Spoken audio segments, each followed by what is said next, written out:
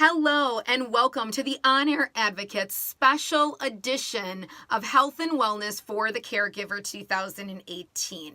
I am so excited that you guys have tuned in today. As you know, at the On Air Advocate, we look to provide support, education, and empowerment for all of those with different abilities, mental and medical illnesses, and their caregivers. As always, my name is Tammy and I am your host today, and I am so excited again that you guys have tuned in. So some of you may have already listened to our special health and wellness edition via the podcast. So we went through different ideas, kind of titling it, Why Are You Sitting? All of the different things that we can plan and prepare for that are in our control, being honest with ourselves, knowing that there are many things in life that are attainable, but that doesn't mean they're sustainable. So we kind of covered some of that area and how do we stay healthy within the storm of everything and all the things that we have to do on our daily list. Now, in the podcast, I did talk about some different things in my tool bag that can be beneficial to just see how simplistically I have them. And obviously, via podcast, you wouldn't have been able to see those things. So I'm here today to maybe lend a little bit more information, but also to show you guys some stuff. In addition, I feel like this is me being a little bit more military style. So I'm sorry if I'm being a little, well, I'm really not sorry, but I am sorry a little bit for being as aggressive as I'm going to be, but it is so true. Now, I know I have been a caregiver for almost 21 years, and within that time frame, I have last year alone, I sat at 149 therapy appointments. And so when you think about all the therapies that you have to go to with your loved one, how many doctor appointments and how long are you in that doctor's office? And then you go into the actual office. So you're there and then they transfer you. It's like 2 hours by the time, sometimes 3 hours, I budget for almost every appointment.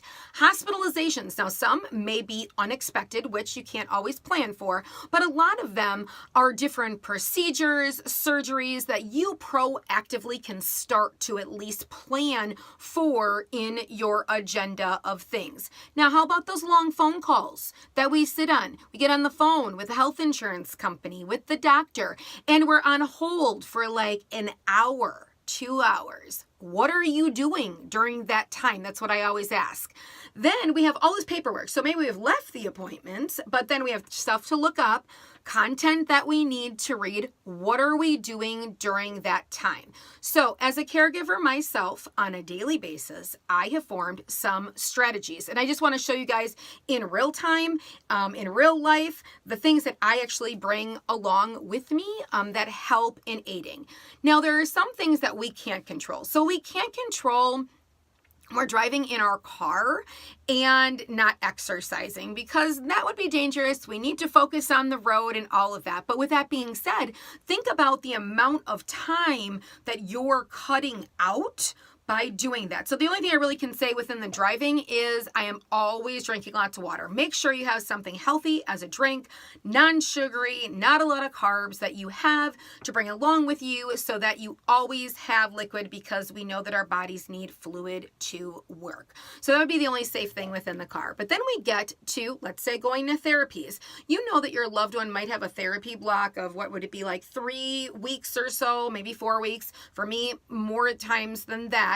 But you're going to be going somewhere 3 times a week, the same place 3 times a week. Now, sometimes I think it's a conspiracy theory because like everywhere we go as caregivers, there's chairs. Like everyone wants us to sit down. But you know that your body actually functions better when it has activity. When we're sitting all day long, now granted, our brains are stressed. Our brains feel like we have ran like 100 miles on a regular basis over and over and over again. But our bodies don't feel that.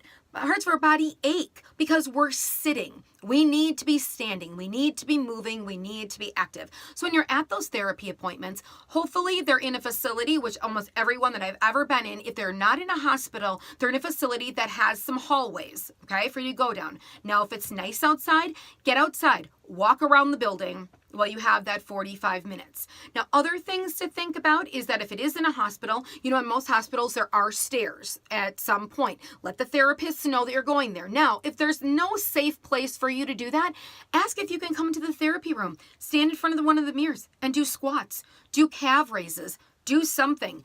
Keep yourself moving. If they have an extra treadmill, ask. I have worked out in therapy rooms before. I've gone in the hallways. I've gone up and down the stairs. So I know that it is something that all you need to do is ask, and somebody will help accommodate you for that.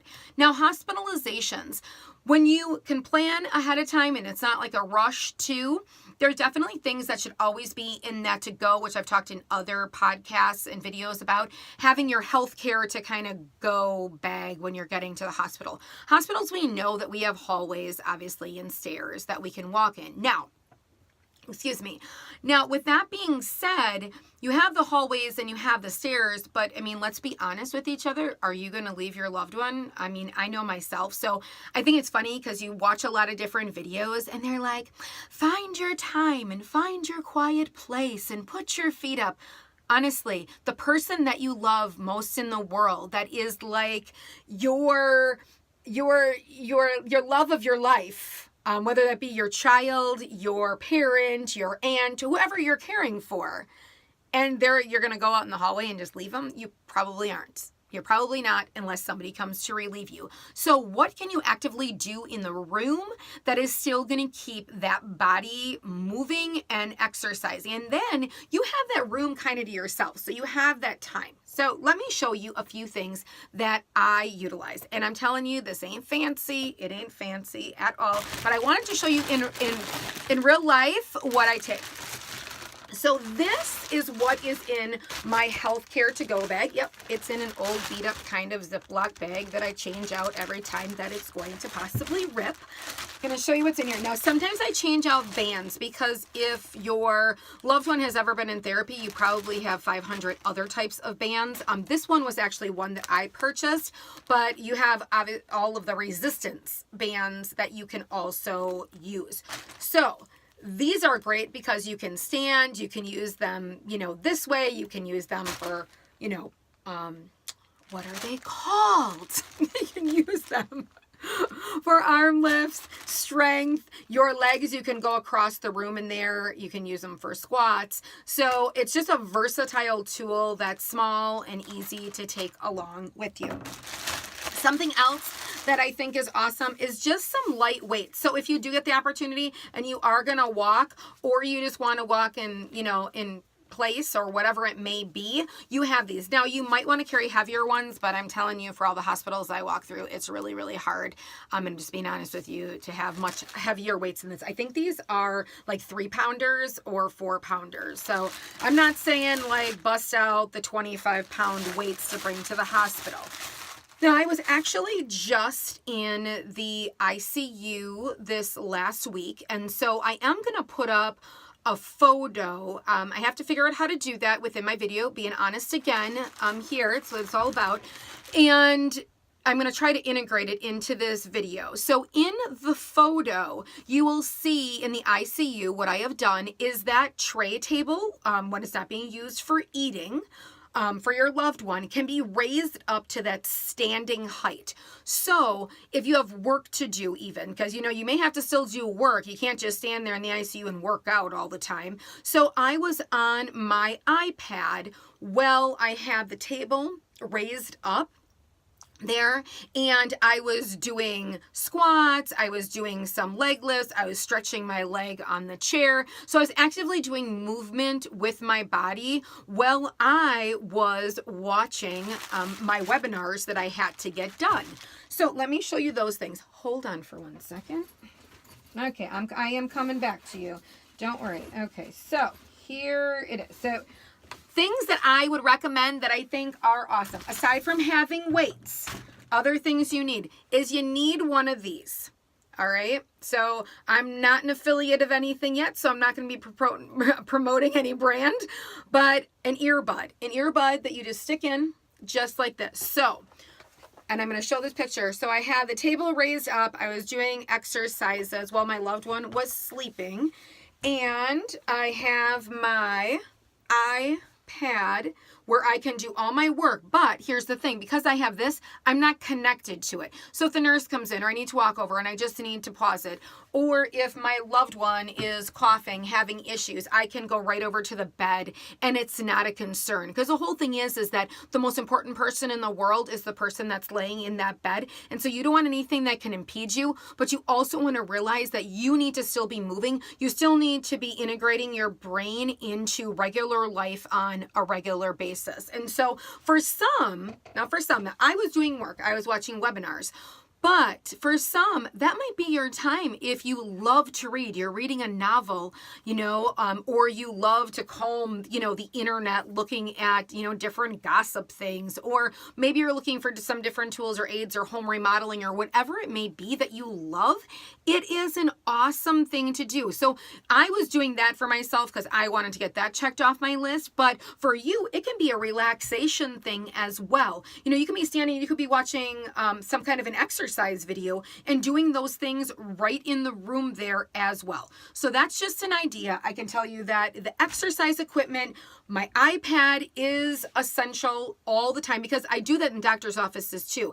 All of my stuff, I have at least electronics. I never go unprepared. I'm going to show you next what comes along with me. So I have my huge old purse, right? But I also have my to-go bag. Now, I know this is sparkly. This is by my favorite company, Fashion Angels, as well. But this is my healthcare to-go bag. It has every single important, I guess you'd say, work or different activity items that I use inside of it that I know I don't need. Whatever's inside of here, I don't need my home devices for them per se. So I don't need my home computer for it. Everything that's in the bag are things I can utilize on a regular basis. So then also inside of here, I have other types of tea bags, my favorite ginger tea and contacts and extra things that way. I also keep in here, I took some of the stuff out. The weights go in there. The iPad goes in there.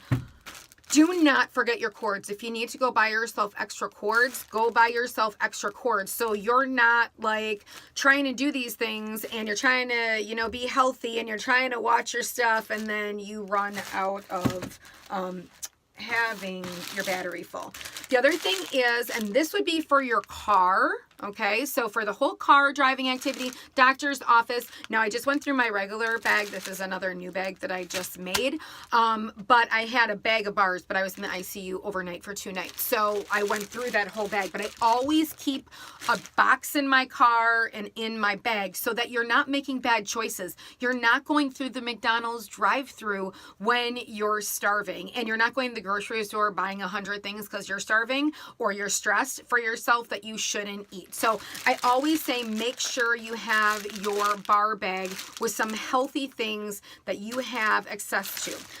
And then going back to inside that bag, I always keep some extra water bottles as well, so you can stay hydrated, not just in your car, but there. So those are some different things that I want you to think about. The other thing is that those long doctor phone calls, I want to know what you're doing during that time. When you call the doctor or you're on hold with supports and services in your county or in your state, that's a long phone call. My suggestion to you